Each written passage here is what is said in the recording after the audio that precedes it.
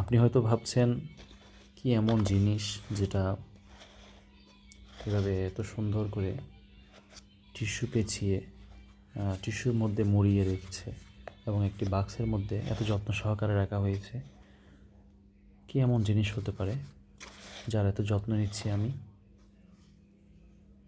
হতে পারে অবশ্যই অনেক দামি কিছু, খুব দামি কিছু না হলে তো মানুষ কোনো কিছু এভাবে যত্ন করে রাখে না, তাই না?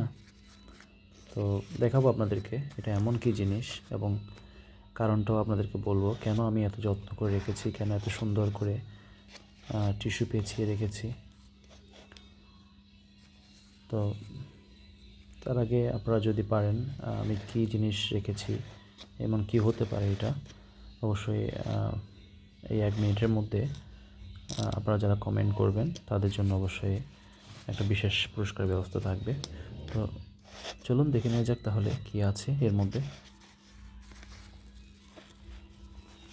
ওয়াও!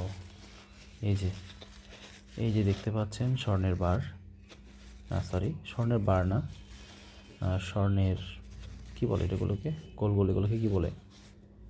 বল, হ্যাঁ, স্বর্ণের বল, হ্যাঁ। এটা হচ্ছে স্বর্ণের বল, একেবারে গোল্ডেন কালারের। গোল্ডেন স্বর্ণ যেহেতু গোল্ডেন কালারই তো হবে। দেখতে পাচ্ছেন একেবারে চকচকে, খনি থেকে মনে হচ্ছে এখনই মাত্র তুলে আনা হয়েছে। সেরকমই কিছু 5টি স্বর্ণের বল রয়েছে এখানে। তো আচ্ছা, আপনারা হয়তো বলতে পারেন অনেকেই, এগুলো তো মনে হচ্ছে কুল বা বড়ই, তাহলে কেন এগুলোকে স্বর্ণ বলা হচ্ছে? আর কেনই বা এভাবে একেবারে স্বর্ণের মতো এত যত্ন সহকারে এইভাবে এত সুন্দর করে টিস্যু মুড়িয়ে রাখা হয়েছে? কেউ কি বলতে পারেন কারণটা কি? আমার মনে হয় না যারা গ্রামে থাকেন তারা এই বিষয়টি আঁচ করতে পারবেন, কেউ ধারণাও করতে পারবেন না এই বিষয়টা কেন এত সুন্দর করে এত যত্ন সহকারে আমি রেখেছি। তবে যারা ঢাকা শহরে থাকেন তারা কিছুটা হলেও ইতিমধ্যে বুঝতে পেরেছেন আসল কারণ। হ্যাঁ, ঠিক ধরেছেন, এই বড়িগুলোর দামের কারণেই মূলত এগুলোকে এত যত্ন সহকারে এত সেফটিভাবে রাখা হয়েছে। এতই সেফটি দেওয়া হচ্ছে শুধুমাত্র এগুলোর দামের কারণে। তো এখন প্রশ্ন হতে পারে, এগুলো কি বিশেষ কোনো জাতের বড়ই, বাংলাদেশের বড়ই না? এগুলো কি ইউরোপ থেকে বা এমন কোনো দেশ থেকে আমদানি করা বড়ই যেগুলো উৎপাদন করতেও অনেক খরচ যায় এবং ইম্পোর্ট করে আনতেও অনেক খরচ হয়েছে? মোটেও না।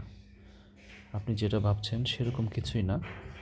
এগুলো একেবারে আমাদের দেশি বড়ই, আমাদের দেশেই উৎপাদিত বড়ই। কিন্তু এগুলোর দাম পড়েছে, এই একটার দাম পড়েছে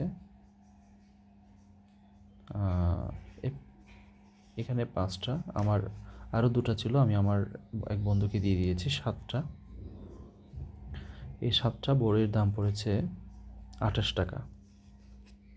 হ্যাঁ, 28 টাকা 7টা বড়ির দাম, 30 টাকা। হ্যাঁ, আমি ওনাকে বলেছিলাম যে বড়িগুলো দেখে আমার এত সুন্দর লেগেছে। একজন হকার, ফেরিওয়ালা, উনি 3-4 রকমের আইটেম নিয়ে বিক্রি করতে বসেছেন। কাঁচা হলুদ, এই যে কাঁচা বড়ই, কাঁচা পাকা বড়ই, তারপর হচ্ছে তেঁতুল, আরেকটা হচ্ছে করম চা, এবং এরকম কয়েকটা জিনিস উনি বিক্রি করতে বসেছিলেন।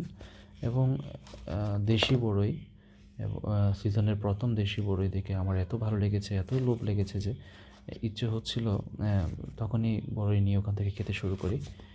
তো লোভ সামলাতে না পেরে ওনাকে আমি বললাম যে আমাকে 20-30 টাকার বড়ই দেন, আমি বাসায় গিয়ে খাবো।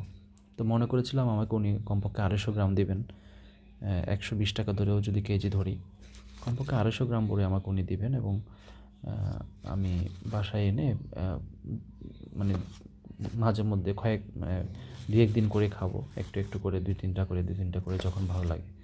কিন্তু আশ্চর্যের বিষয় হলো, দুঃখের বিষয় হলো, মানে একেবারে অবাক করা বিষয় হচ্ছে, মাত্র 7টা বড়ি দিয়েছেন উনি আমাকে 30 টাকা দিয়ে। একটি বড়ির দাম পড়েছে প্রায় 4-7 28 টাকা, প্রায় 4 টাকার থেকে বেশি, 4 টাকা থেকে বেশি একটি বড়ির দাম পড়েছে। এই বড়িগুলো আমার মোবাইলে হয়তো বড়িগুলো সাইজটা আপনারা কেমন বুঝতেছেন আমি জানি না।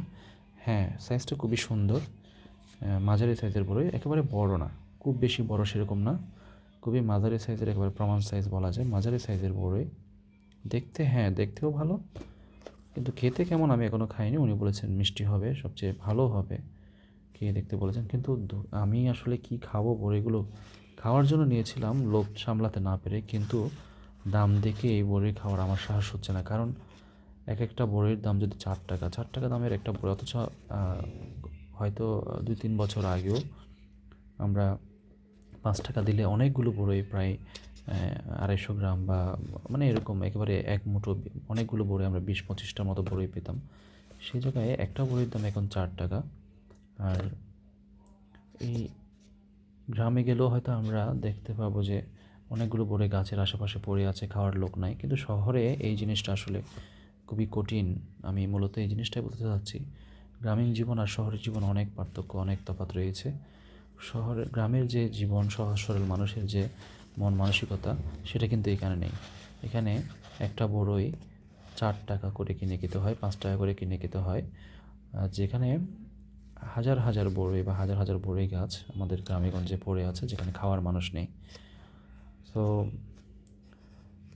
দামটা আসলে এত কেন নিবে, এটা এটা আপনারা কীভাবে দেখছেন, এবং এই শহরে এবং গ্রামের জীবনের এই পার্থক্যটাকে আপনারা কীভাবে দেখছেন, অবশ্যই কমেন্ট করে জানাবেন। ধন্যবাদ সবাইকে।